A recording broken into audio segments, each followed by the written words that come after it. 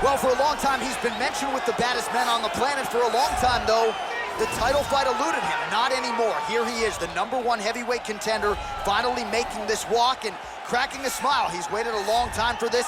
He's not expecting a 25-minute war. He believes he has the power and the skills to get this thing done quickly. I guess we'll find out.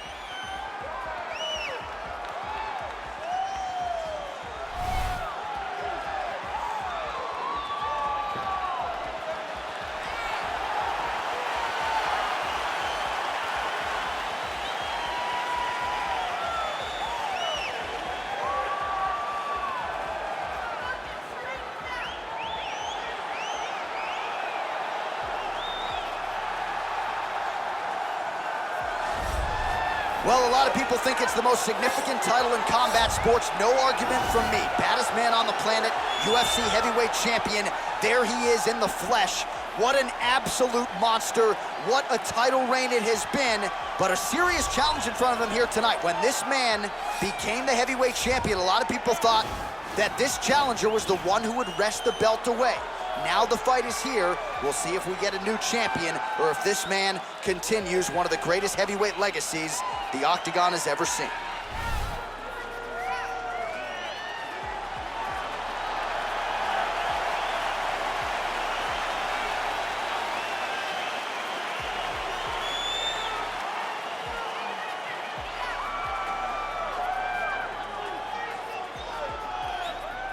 Our tale of the tape for this heavyweight championship fight.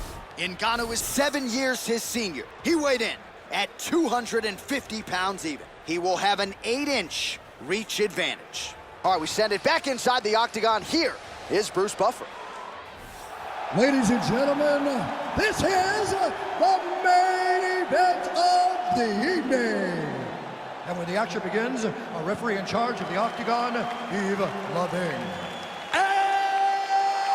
Now, this is the moment UFC fans around the world have been waiting for. Live from the MGM Grand Garden Arena in Las Vegas, it's time!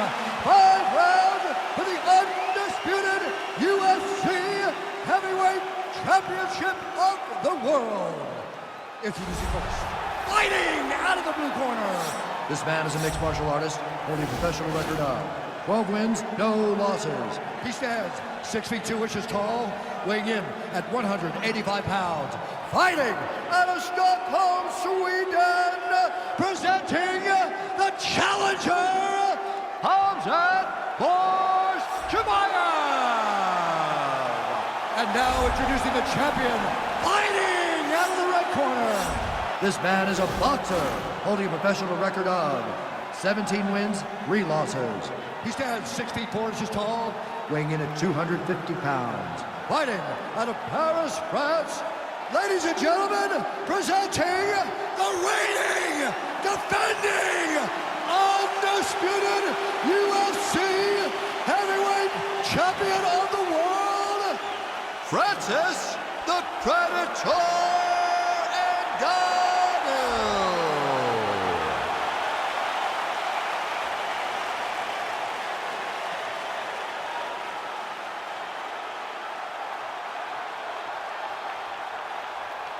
UFC belt on the line, guys. Protect yourself at all time. Obey my command at all time. If you want to touch love, do it now. Go back to your corner. They touch him up, and we are underway. You ready?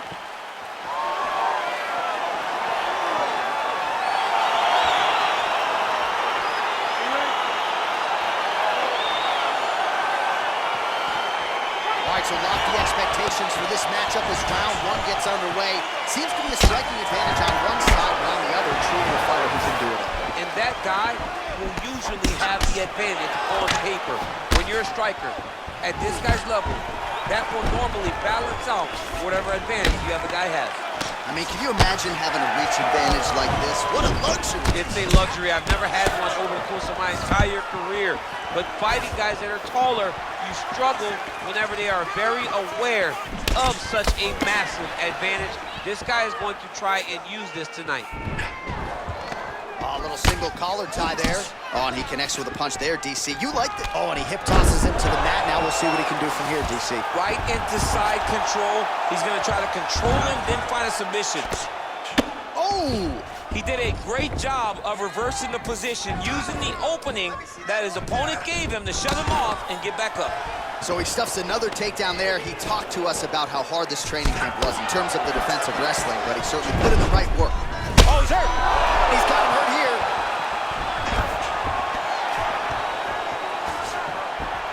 Under 3 minutes now to go. Oh, he might be out.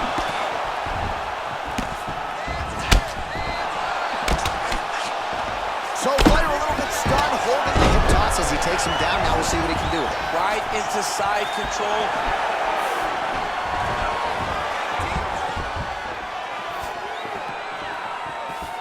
Oh, nice strike landed there by the Predator, Francis Ngannou. Stuffs the takedown there. How good is his takedown defense? Look at the whip action that comes from him throwing that kick. So just over 20 total strikes have now landed. Quick entry here. Nice single leg entry. Rotates the head outside to a high clutch. Oh! Nice big takedown. What a technique. What a takedown. Great high impact skill. You could feel the canvas reverberating here at the bottom. I mean, right there. Boom, boom, boom, boom, boom, boom, boom. It's like me running anywhere, John. Right. He got his foot on the hip, and now he's throwing up a triangle attempt. He's going to try to move his left arm across to get pressure on the choke. Watch triangle, watch triangle.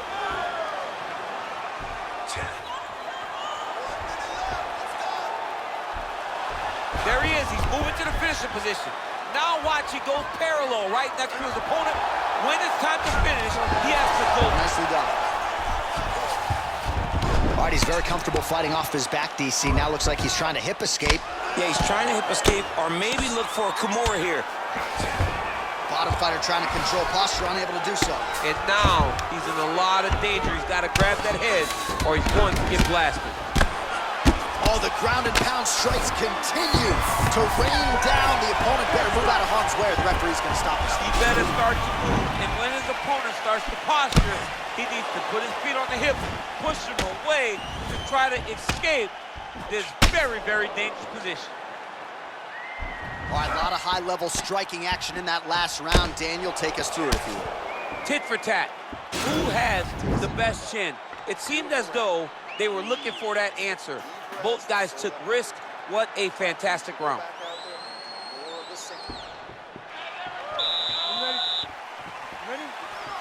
All right, round two.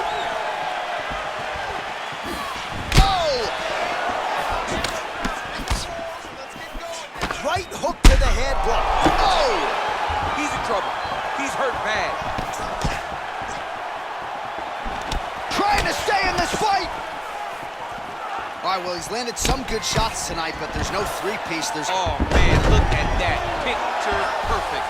Got to the leg, got to his position, got another beautiful takedown. Posturing up now. And now the damage is about to start.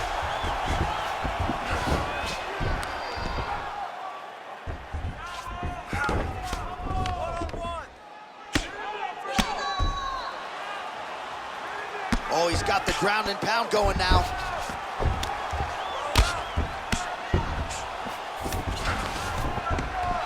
Pretty good ground and pound by him here. He told us on Thursday he needed to be more effective in these situations. Certainly effective tonight. Many people have gone away from this style of fighting.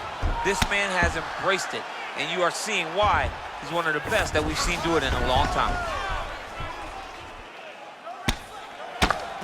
Under 3 minutes now to go in the round.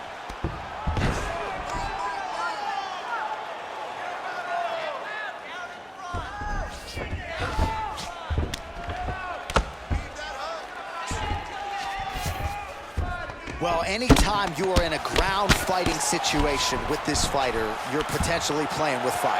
Right now, it looks like he may be trying to set up an arm triangle choke. He needs to secure the left arm, push it across, and secure it with his head.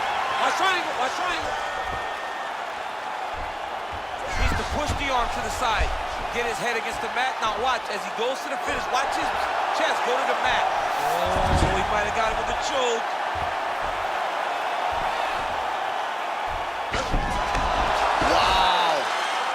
Side control now, and certainly I would think more offensive options for the bottom fighter than in half guard. Absolutely more offensive options, because now you can just start to get away. You can just go to a wrestler stand-up. Get to your knees, post your hands, don't allow him to get his hooks in, right? Really be aware of the hooks. But get to your hands, stand up, fight the hands, break away and escape. But it's so much more free-flowing than a half guard in the side control, because all you need to do is just get the opponent's body up, because his legs are just free to move. His legs are not controlling anything. His legs are just free, so you have more freedom to use yours. Lands with the ground and pound.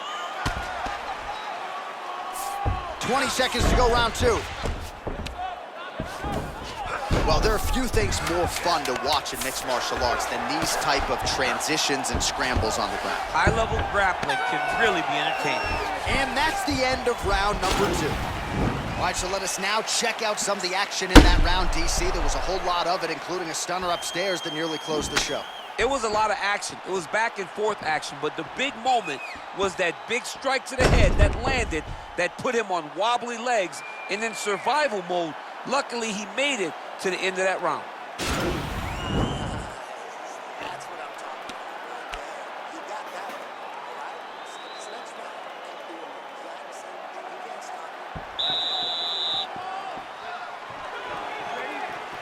All right, here we go with this third round of this championship fight. Well, he's got the reach advantage. You might as well use it. Nice job there to find a home for that jab. Oh, single collar tie here. How good is that right hand? Here he is back in the clinch. Now going with the judo throw. He ends up in side control. A lot of options for him here. Yeah, he can either go ground and pound or he can chase submission. All right, well, both fighters pretty comfortable on the ground, DC, but you got to be very careful hanging out here for too long if you're his opponent. All right, north-south position now. We'll see how he chooses to proceed. Beautiful movement, hip work on the ground here, just outstanding. He jumps on a headlock. We call this in wrestling just a headlock, and if you're not careful, you can get stuck in an arm triangle. Watch triangle, watch triangle.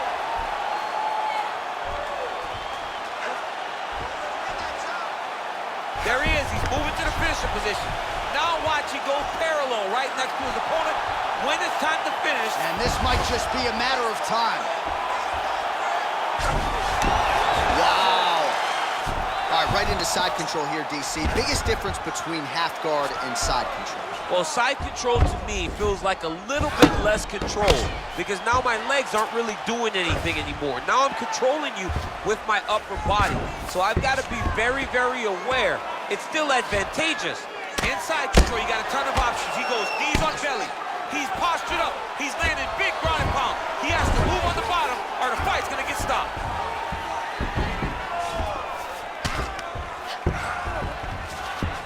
Well, not good body language from his opponent here, DC. He's curled up. No, he's exhausted. He's been beaten. Under 2 minutes to go in round three. All right, he's trying to control posture here. Now trying to hip escape. He's just trying to move out of this position off the bottom. Continuing to work out of the half guard. Oh, the difference in the strike is crazy. Well, it's all pace and pressure down the stretch. He is really lighting him up now. Big punch lands over the top. How's he gonna follow this one?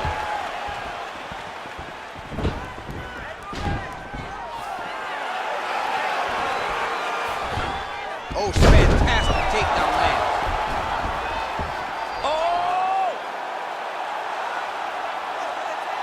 Oh, beautiful counter there as he gains the side mount and try to get out of this guillotine by potentially attempting a Von Flue. Wow.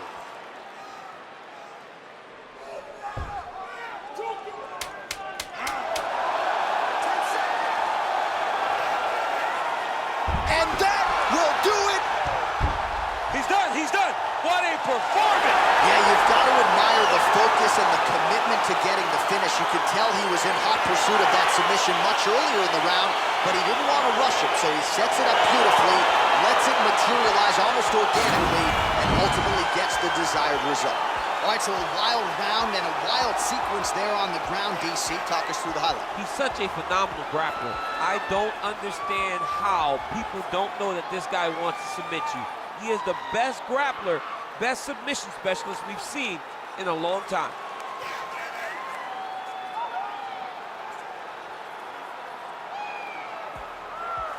So there he is, the baddest man on the planet, UFC heavyweight champion of the world, a title that every heavyweight wants. He has it after the win by submission here tonight. He leaned on the grappling, and he got the job done in a big way. Ladies and gentlemen, referee Yves Levine has called a stop to this contest at 4 minutes, 55 seconds of round number 3. For the winner by submission, and new undisputed UFC heavyweight champion of the world, Khamzat Chimaev. So how about it? There is a new baddest man on the planet, the new UFC heavyweight champion.